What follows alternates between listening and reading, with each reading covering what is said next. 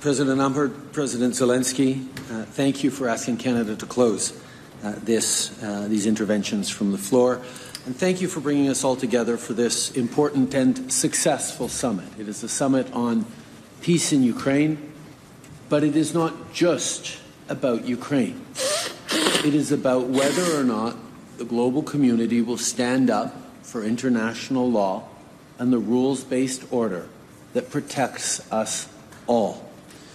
Canada will always be a strong voice for democracy, freedom and peace, and standing up for international law and the rules-based order. This is why we keep supporting Ukraine. Our work all together during this summit has helped shape a joint vision of a peace framework based on the UN Charter and international law. We will continue to uphold the fundamental principles embedded in the UN Charter. Before coming to Switzerland, I was in Italy for the G7, where we took significant actions to keep supporting Ukraine, primarily with the major G7 loans to help pay for the damage caused by Russia. When a just and sustainable peace comes, we will all be there to help Ukraine rebuild. What's good about buildings is that they can be rebuilt. But the people who lost their lives, the families destroyed, they won't be able to bring them back. That's the most painful consequence of war, the human suffering.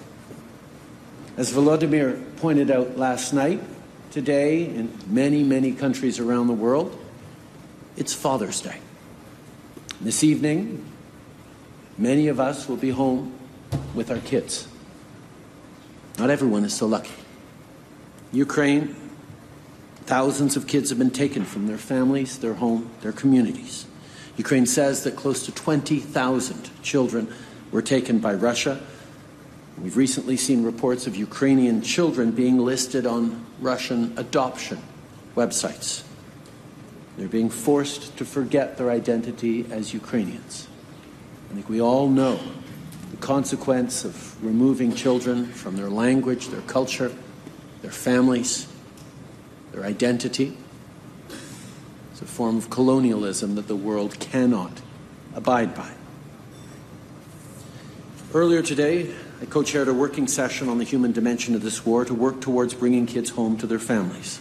And Canada's announcing $15 million in funding to support the reintegration of displaced children returning to Ukraine through improved child protection services and family-based care options. Ukrainian kids belong in their schools, their playgrounds, and their communities. This funding will also improve access to justice for survivors of war crimes, among other measures. This illegal war by Russia needs to end. Humanitarian law and the UN Charter must be respected. We have to keep sending strong signals that our solidarity with Ukraine is as strong as ever and will not fade. Russian aggression has to stop. It won't be easy, but as a dad, I hope that we can all get to a just and sustainable peace in the next year so that Ukrainian kids and families can celebrate Father's Day together, but also that people and families everywhere around the world are able to know that international law and the rules-based order will be defended and upheld by all countries in the world.